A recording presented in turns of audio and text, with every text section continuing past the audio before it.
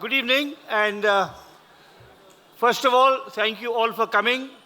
And please join me in expressing our collective gratitude to the organizers of this wonderful Citizens Festival.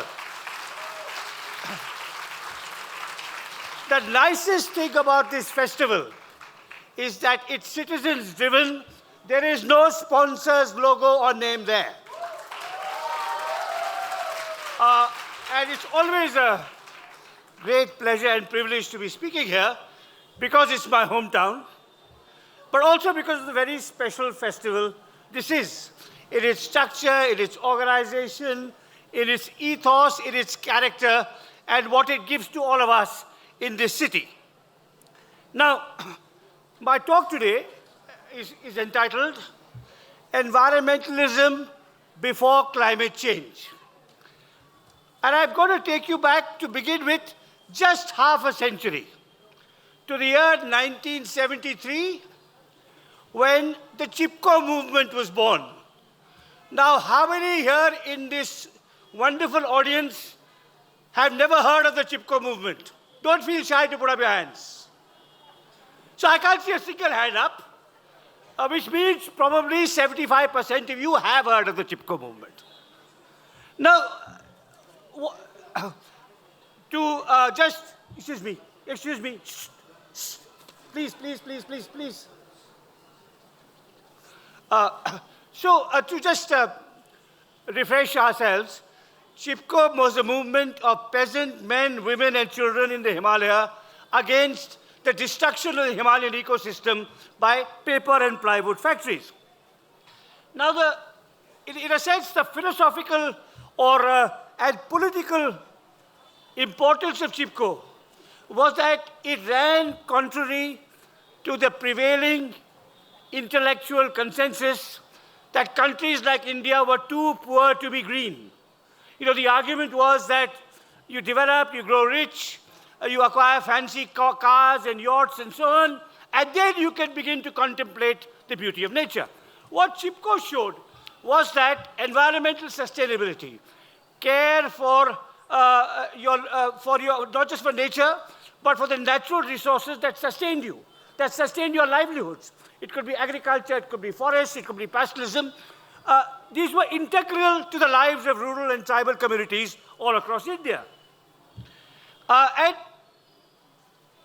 I am a child of Chipko. Had Chipko not happened, I would have never written an environmental scholar. My PhD thesis, which was written in the decade of the 80s, was a history and sociology of the Chipko movement.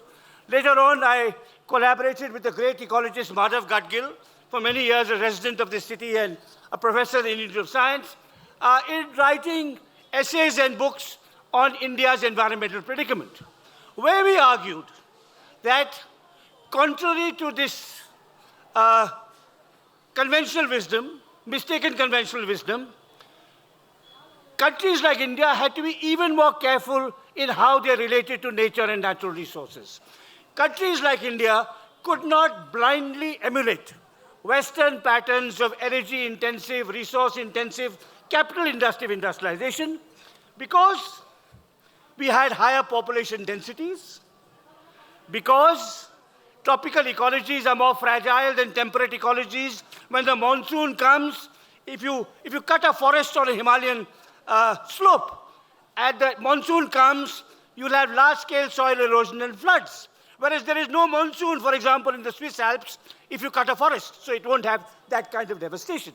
So countries like India had to be environmentally responsible because of higher population densities, because of more fragile ecologies, and finally, because they had no access to colonies in the rest of the world. So America grew and developed and industrialized because the white Europeans went, committed genocide against the Native Americans, bought slaves from Africa, and developed this sparsely populated and resource-rich continent. Countries like Europe and France, their industrialization was in part, not wholly, but in part enabled by their access to the resources of their colonies in Asia and Africa. So that was the kind of argument that the Chipko movement gave birth to. And through the 70s and 80s, there was a great deal of very fine scholarly work by scientists, social scientists, journalists across India, in every resource sector, how to manage our forests more wisely, how to conserve water, how to ameliorate pollution, how to nurture biodiversity, how to promote decentralized and sustainable ways of natural resource management. So there was a burgeoning environment debate, which some people in the government listened to. For the first time, we had a Ministry of Environment at the center and in the states. We had new laws, supposedly to orient us towards a more sustainable form of development. We had the National Green Tribunal and so on. And then in the 1990s came a dramatic change in our economic policy with economic liberalization. Now, economic liberalization was very important because the state stranglehold over the economy had to be removed. What happened through the 90s and the 2000s was you unleashed a wave of entrepreneurship, innovation that caused a great dent in poverty, that increased our foreign exchange reserves and so on and so forth, gave young people opportunities. But it came at a huge environmental cost. Because the environment, forest, water, air, cannot be saved or protected by the free market. You need laws, you need regulations, and you need civil society activism. And now you have a rebirth of environmentalism to the climate change debate. And all of us know now that climate change is an existential problem that all of humanity faces, particularly those who live along the coast, but not just those who live along the coast. Now, all of us know the fact that no one put up their hands when I asked, has anyone here not heard of CHIPCO? All of us know that environmentalism began with CHIPCO. Indian environmentalism began with CHIPCO. What I'm going to do before you today is to show that there's a forgotten prehistory of Indian environmentalism. From the late 19th century, 80 and 90 years before the birth of modern environmentalism through the CHIPCO movement, there were some precocious and pioneering thinkers who were warning us Indians about what would befall us if we blindly, mechanically replicated Western models of industrial and economic development. And I've just published a book called Speaking with Nature, The Origins of Indian Environmentalism, which I will be delighted to sign copies of after my talk. And this book profiles 10 individuals who constitute what I call the first wave of Indian environmental thinking. CHIPCO was the second wave, and climate activism is the third phase. And we don't really know very much about this first wave, which is the subject of my book and the subject of my talk. Now, my book is 400 pages long. My talk is only 40 minutes, and I've already taken 9.5 minutes in a kind of prefatory account of why I wrote this book. So I'm going to just introduce you to 4 of these 10 thinkers profiled in my book. And for more on them, and in the 6th I shall leave unmentioned, please buy my book. The first, these 10 thinkers who feature in Speaking with Nature, these early environmentalists, these early pioneering environmentalists in India, they wrote from the 1880s to the 1980s, the whole century. They worked in different parts of India. There are 10 different, distinct individuals, each with a fascinating backstory, but all in some ways anticipating elements of our current environmental crisis. So as I said, of these 10, I shall just talk about 4. And the first is a person well known for many things, but not so well known really as a pioneering environmentalist. And he is the great poet Rabindranath Tagore, whom you know as a poet, as a playwright, as a novelist, as a writer of not just one national anthem, but 2 national anthems. But he was also a pioneering environmentalist. And his environmentalism, as I document in my book, spanned several dimensions. At one level, it was aesthetic. So it is travelogues, it is writings, and it is poems. You'll see evocative descriptions of beautiful trees, of forests, of river landscapes, of mountains, of course. So it's an aesthetic appreciation. But that's just the first element in his environmentalism. The second element is educational.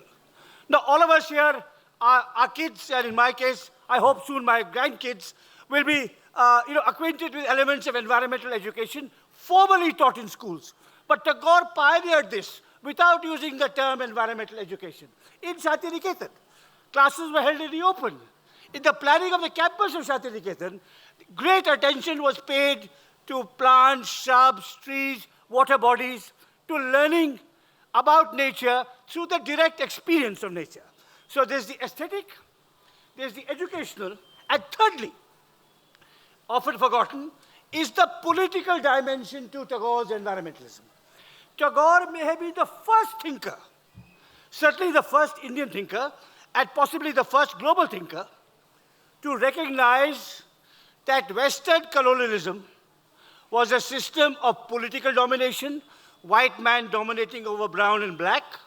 It was a system of economic exploitation, but also a system of environmental control and devastation. So the political and economic dimensions of Western colonialism were well known and written about in many, many books, including by great Indians such as Dadabhai Naoroji and R.C. Dutt, before Tagore. But Tagore wrote in his wonderful book, Nationalism, which was published in 1917, and which is really a plea against jingoism and xenophobia, which every Indian should read, every Japanese should read, every American should read, every Chinese should read, every Englishman should read. Because the world today is gripped in every country, country after country, with national chauvinism and xenophobia. In this book, Nationalism, Tagore wrote, and I quote, "The political civilization which has sprung from Europe and is overrunning the entire world is based on exclusiveness. It is carnivorous and cannibalistic in its tendencies. It feeds upon the resources of other people and tries to swallow their whole future. Never before have we seen such a wholesale feeding of nation upon nation, such huge machines turning great portions of the earth into mincemeat. Never before such terrible jealousies with ugly teeth and claws ready for tearing apart each other's vitals." So that was Tagore, whose environmentalism was multifaceted. It had an aesthetic dimension, an educational dimension, and a political dimension. I come now to my second exemplar, also moderately well-known, not as well-known as Tagore, but for other reasons. This is an Englishwoman, born Madeline Slade, comes to join Gandhi in 1926. She actually starts life as a concert pianist in London, reads about Gandhi, writes to Gandhi, Meera, and she serves him ever after. Now, this is the story I'm telling you, which some of you know about, either through Attenborough's film on Gandhi, where Meera is played by a very well-known actress, Glenda Jackson, or possibly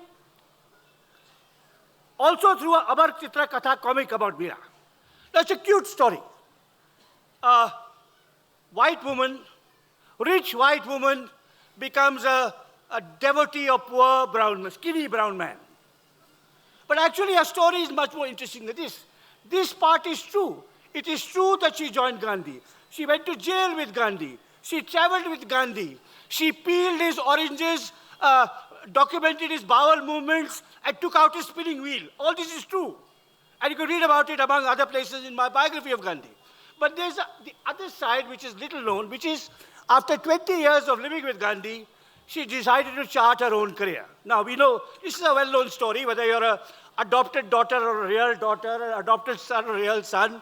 Sometimes you want to get rid of that overbearing paternal kind of control, however much you may admire and adore your father or your mother. And it's also, there's some interesting dimensions to it. She falls in love, and the man she's in love with doesn't love her back. So she's disconsolate, and by now she's enough of an Indian. And if you're an Indian who's disconsolate and searching for solace, what do? You go to the Himalaya. So she goes, I'm lending some color to the story, but it's essentially true. So after 2 decades with Gandhi, in 1946, she joins Gandhi in 46. She goes to the Himalaya, starts an ashram of her own.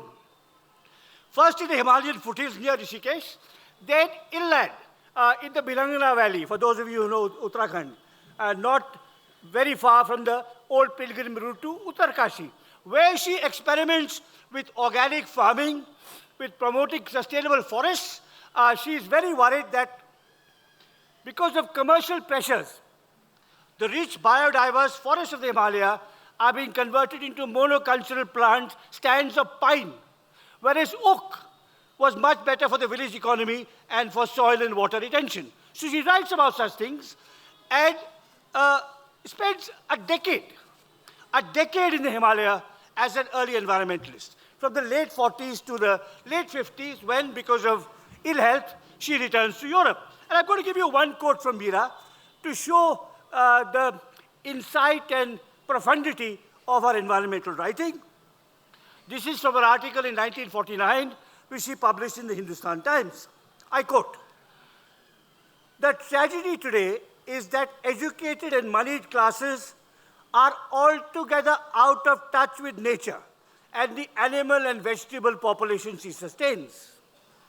The world of nature's planning is ruthlessly plundered, despoiled, and disorganized by man wherever he gets the chance. By his science and machinery, he may get huge returns for a while, but ultimately will come desolation." Now, this is Meera writing in 1949. My third exemplar was another foreigner, but a Scotsman, an urban planner called Patrick Geddes. Again, each of these life stories is incredibly interesting, but I'm more interested really in conveying to you a flavor of their ideas. So Patrick Geddes was a great town planner in Scotland who had spent his entire life studying how to make European cities more environmentally friendly, how to make them live within their resources, how to make sure they don't have too much of an adverse ecological impact on the countryside from which they draw all their raw materials. So at the age of 60, he's designed this wonderful exhibition on the ecological history of European cities, and he comes to India to show the exhibition. So he sails from UK to Madras, and the exhibition is on the ship following him. And after the ship is on sails, the First World War breaks out, and a German destroyer sinks the second ship, and his life's work goes down to the bottom of the ocean. But he says, fine, no problem. I don't have my exhibition to show around. My life's work is gone. Instead, I will study Indian cities and how they function. And he spends the next decade writing a series of remarkable town plans on small and medium-sized Indian cities.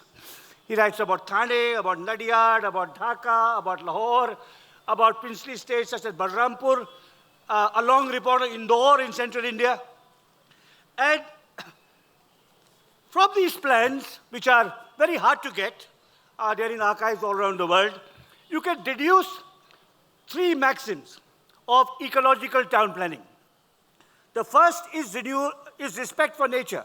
So in each of these plans, he talks about the renewal of water bodies, of lakes, of tanks, of parks, and what kind of indigenous species the park should be planted with, so that even urban people are connected to nature in some kind of meaningful way. So respect for nature is the first theme. The second theme is respect for democracy, that it shouldn't just be the ICS officer or the mayor who plans for the city. So he writes, I'll quote, he says, "As the physician, the doctor, must make a diagnosis of the patient's case before prescribing treatment. A doctor asks you what's wrong with you. Similarly, the planner must associate with the citizen for the cure of the city. He looks closely into the city as it is and emerges as to how it has grown and how it suffered." So he wants to make town planning ecologically friendly, hence respect for nature, and deeply democratic, hence hence the involvement of children, and particularly involvement of citizens, and particularly women. In fact, in his plans, there's a great deal of emphasis on empowering women as equal citizens. And finally, the third maxim, along with respect for nature and respect for democracy, is respect for tradition. The preservation of old historic buildings with carved wooden door fronts, with artisanal, embellishments.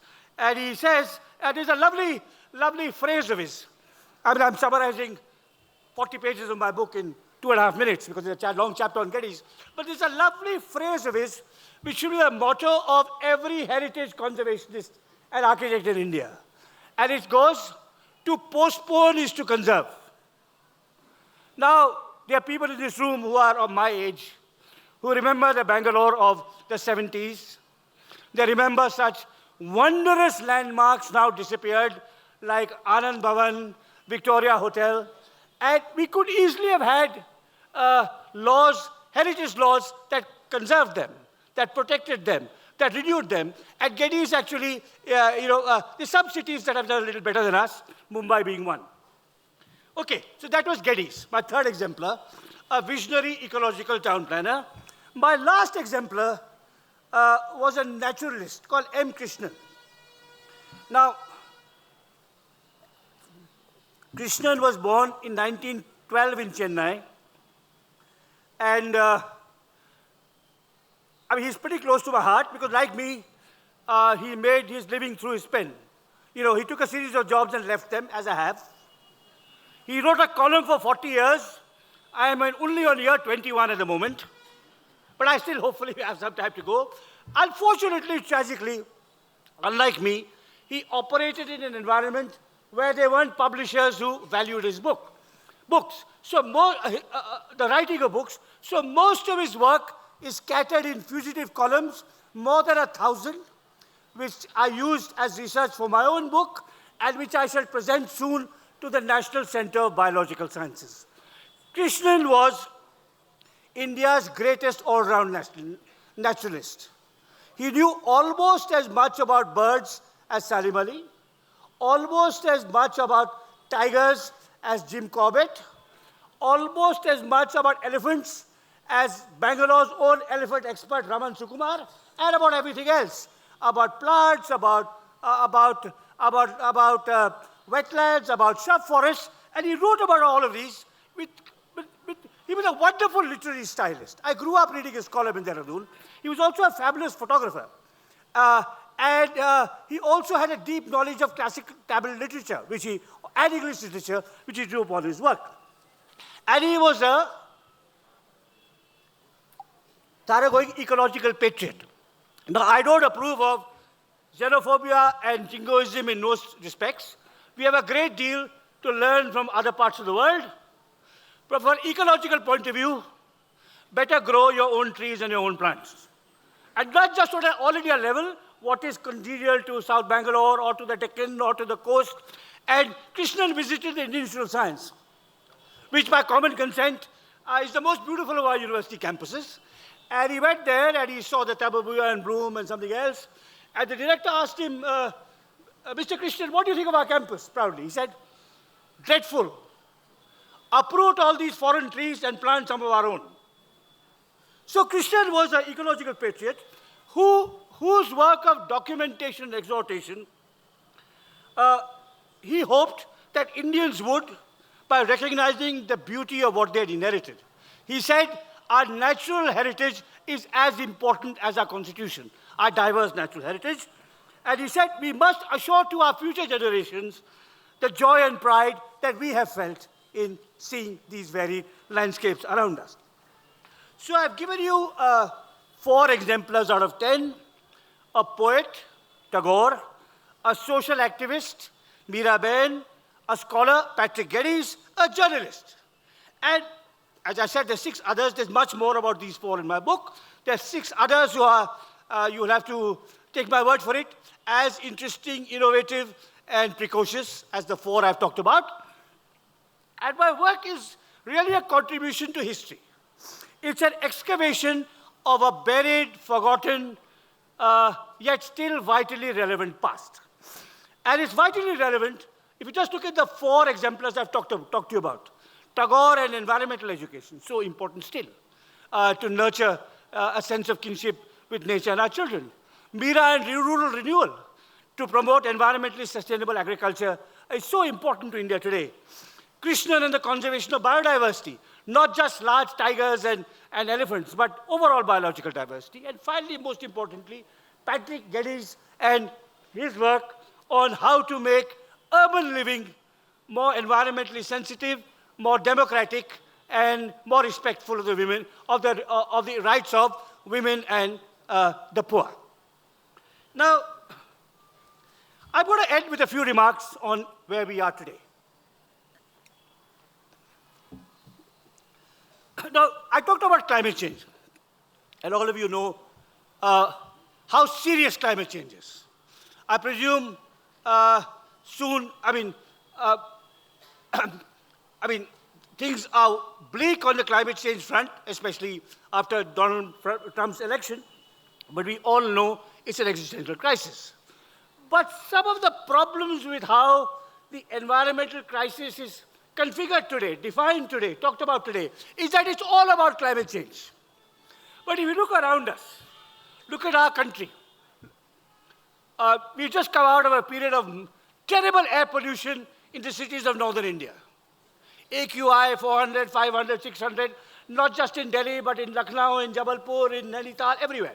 This has nothing to do with climate change. Our rivers are biologically dead. Our great cities were sited on rivers. The Ganga outside Banaras is dead. The Jamuna outside Delhi is dead. The Hooghly outside Kolkata is dead. Nothing to do with climate change. Look at the depletion of our groundwater aquifers. Even in the Punjab, we have to dig deeper and deeper for water, and then we find it's contaminated. Look at the toxicity of the soil. Nothing to do with climate change. Look at the invasion of our gorgeous natural forests by exotic weeds like lantana. Nothing to do with climate change. So, even if climate change did not exist, India would be an environmental disaster zone. And this is very, very important. These are not aesthetic concerns of the elite.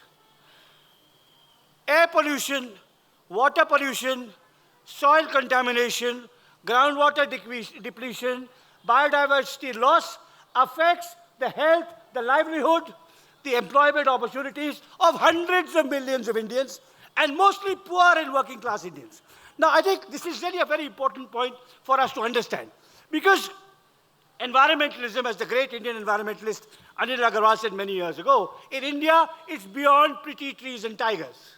We now have a variety of environmentalism in India, which I call full-stomach environmentalism.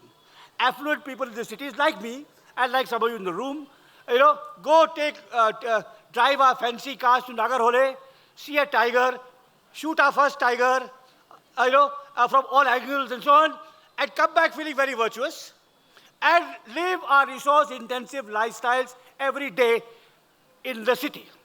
Environmentalism is about livelihood, it's about access. And I think this is, the Indian growth model is deeply inequitous and devastating of nature, even if climate change did not exist. Climate change makes it worse. The landslide in Wayanad were caused principally by mining, real estate development, deforestation, but climate change made them worse and many more people suffered. So, we have to think about, my talk has been about environmentalism before climate change.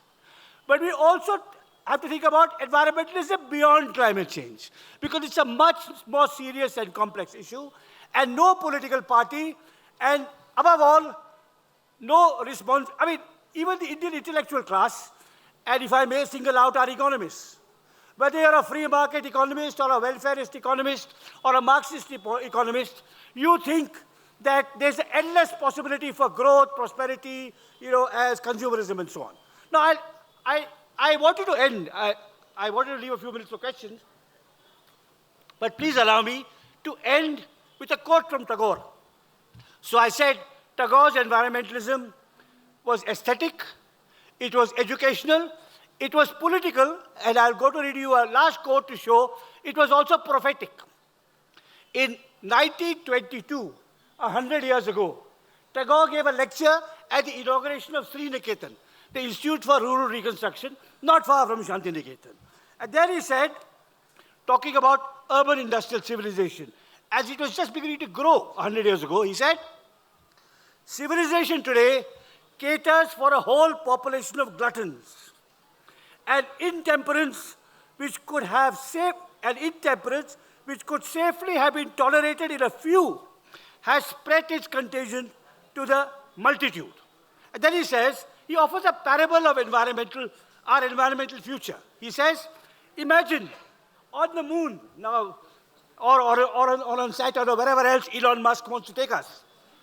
On a new planet, he imagines in 1922, a new race is born. And then he says, this race, imitating what human beings are doing on Earth, shall begin greedily to devour its own surroundings.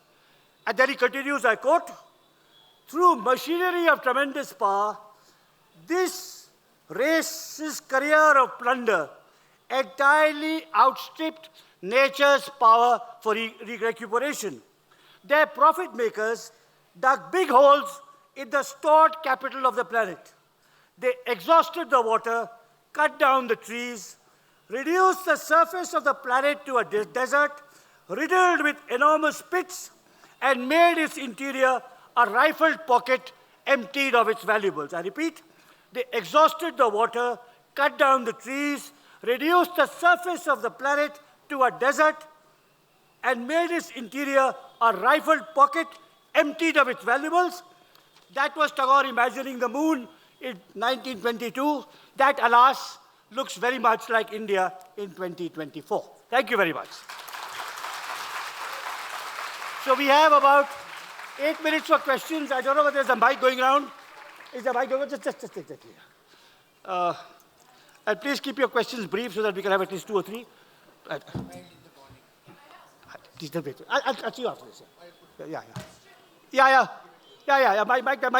Mic there. With such a high population density, really practice environmental... See, the important thing is population into resources. A colleague of mine at Kriya University recently made a calculation. The carbon footprint of an ordinary American is 15 tons. The carbon footprint of Bill Gates is about 8,000 tons. More than 500 times that of an average Indian. The carbon footprint of you and me is much more than that of an average Indian peasant. So I think it is really consumption that is critical and not population and technology. Yeah. Here, Kalyan here. What is you had mentioned about Chipko movement. Yes. So what is the contribution of Bishnoi community for the Chipko movement? That's a very long story. There is no contribution. It's WhatsApp history versus history. You'll have to get into it, but essentially, what is true about the Bishnois was true about many peasant and tribal communities. They had evolved sustainable ways of looking after water and trees. The writer Anupam Mishra has written a wonderful book on indigenous water conservation movements, indigenous water conservation techniques in Rajasthan. But the Chipko, the Bishnoi myth of the 18th century had nothing to do with the actual Chipko movement of the 1970s. Yeah. Would you agree that... Go ahead. Yeah, would you agree that if the countries which are net importers of fossil fuel, yes, if they form an organization like Organization of Petroleum Importing Countries, then just like the existing OPEC, Organization of Petroleum Exporting Countries, then will it help to fight climate change? Should the countries which are net exporters, importers of fuel, fossil fuel... No, it's a very interesting idea, but I just put it this way. I talked about my colleague who's talked about, carbon footprint. The per capita carbon footprint of countries like Saudi Arabia and Dubai is actually much more than any other country. So there is a real asymmetry is crucial, not just in carbon. But of course we need, but the important thing, again, I'd like to underline, climate change is debated, but cleaning up Delhi's air. It's shocking. You actually have the economics and technology cleaned up, but our Prime Minister wants to do nothing about it. You know, transport in Bangalore. The Indian Institute of Science can advise our government very well, but the Congress government is as apathetic about consulting ecological expertise as the BJP government. So I'd like you to move beyond climate change, to look at water, to look at air, to look at energy, to look at housing, to look at transportation. Because even if there was no climate change, we are headed to where Tagore said we were. Collective suicide. Hello, Climate sir. change just makes it worse. Yeah. Sir, question here. Yeah. First of all, huge fan. Thank you for all the books that you've written. Where is today's urban planning think tanks converging with the political and administrative services? Do we see that in the near future? Yeah, so I want to answer. You see, I am a historian. Prediction, prescription, and policy, I don't get into and I'm not very good at. I can tell you where we've arrived and what are the consequences. But a way of answering your question and a way of answering other questions is that if you want to move towards an environmentally sustainable and socially equitable future, you need high-quality science, you need civic action, you need, obviously, ministers who can listen and learn, but you need, above all, political decentralization. So if you take a case of mining in the central Indian forest, where large corporations close to this government and the previous governments are devastating Adivasi livelihoods and millions of acres of forest. If you allow decentralization, so a local community says, okay, you found iron here, you mine it, we get 50% of the profit, and we'll make sure that it is done in such a way that it doesn't affect our water sources and our soil. Likewise with, city planning. So the 73rd and 74th amendments allow the elections of panchayats are elected by adult franchise, so also municipalities, but they have no powers. It's still Vidhan Sabha who will decide how Bangalore is run. But if you have Bangalore divided into 12 wards, each of which has a mayor who is responsible for collecting finances, who's accountable for those 1 or 2 million people within his or her purview, you will have better and more responsible management. So essentially, political decentralization is really very important for environmental sustainability. And the experience of our state, Karnataka, I mean, there are people here who are old enough to remember the remarkable but short-lived experiment of Panchayati Raj in the early 90s, when Abdul Nazir Saab was the most remarkable politician in the history of independent India, was rural development minister. And he was known as Neer Saab because every village in drought-ridden Karnataka had water because of political decentralization. So that, I think, is something we have to work towards if you want a more sustainable and more equitable future. Right, I have a Thanks for your talk, sir. question. Yeah. Yes. I just had a question. So you spoke about... Okay, who has the mic? Yeah, go ahead. Yeah, so you beautifully spoke about, the origins of Indian, environmentalism and so on. But a lot of things have changed, since the last 100 years, right? The political landscape itself has changed. So we're now in a place where, peaceful dissent itself is sort of dangerous. Right. What? People? Peaceful dissent itself is sort of dangerous right now, right? So is there something that we can take from these early environmentalists I think, that we can what we can take from them is going against the grain. Yeah. So, if you look at the context in which they're working in. So one of the people in my book, two of the people in my book, there's a Gandhi called J.C. Kumarappa and a couple who worked in agricultural science called the Howards. In the 20s and 30s, and for good reason, well-intentioned. Indians like Jawaharlal Nehru, Subhash Chandra Bose, M. Visvesvaraya thought, we are colonized because we are backward. We are colonized because we are not industrialized enough, because we don't have enough steel plants, large dams, nuclear power stations. And that was a well-meaning but simplistic understanding of where India should be going. So these people are working against the grain, saying, no, these are the reasons we have to adopt a different path. And today, again, that's what today's environmental thinkers may be saying. But one thing I'd say, the difference now, even between CHIPCO and now, when CHIPCO started, it was just activists who said this. Today, we have a pool of outstanding scientists, ecologists, hydrologists, soil scientists, urban planners, energy planners, and our governments are knowledge proof.